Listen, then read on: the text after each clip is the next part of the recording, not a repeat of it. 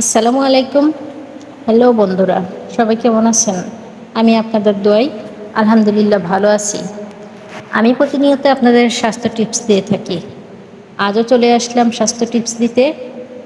এই প্রত্যাশায় আপনারা আমার চ্যানেলটি সাবস্ক্রাইব করবেন, লাইক কমেন্ট শেয়ার করে সাথে থাকবেন। প্রস্রাবের রং দেখে অনেক রোগ বা শরীরের অবস্থা কিছু প্রাথমিক ইঙ্গিত পাওয়া যেতে পারে। নিচে বিভিন্ন প্রস্রাবের রং এবং তার সম্ভাব্য কারণ উল্লেখ করা হলো। হালকা হলুদ স্বাভাবিক রং, আপনি হাইড্রেটেড আছেন, শরীরের পানির পরিমাণ ঠিক আছে। গাঢ় হলুদ বা আম্বার অত্যন্ত হলুদ, শরীরের পানির ঘাটতি।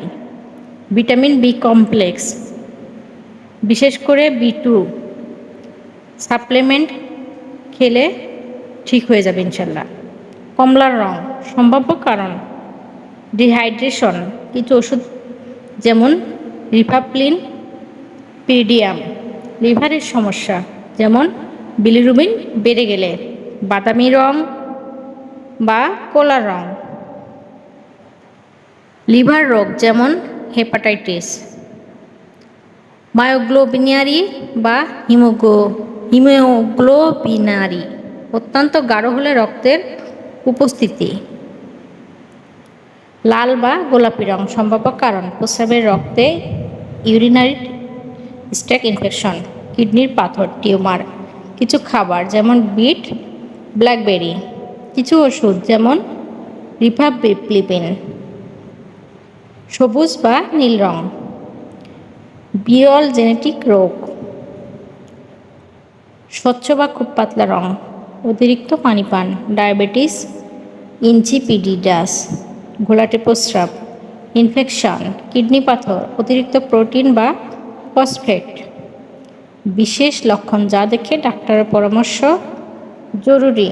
প্রস্রাবে রক্ত, প্রস্রাবের সঙ্গে পরিবর্তনের সঙ্গে ব্যথা, জ্বালা বা জ্বর, প্রস্রাবের দুর্গন্ধ বা ফেনা, দীর্ঘদিন ধরে রং পরিবর্তিত থাকে। আপনার প্রস্রাবের রং যদি স্বাভাবিক মনে হয় এবং সঙ্গে অন্য উপসর্গ থাকে তাহলে একজন চিকিৎসকের পরামর্শ নেওয়া উচিত। আমি আবারও আসবো আপনাদের সাথে পরবর্তী টিপস নিয়ে। সবাই ভালো থাকবেন, সুস্থ থাকবেন এই প্রত্যাশায়। আবারও দেখা হবে পরের কোনো স্বাস্থ্য টিপস নিয়ে। সবাই ভালো থাকবেন।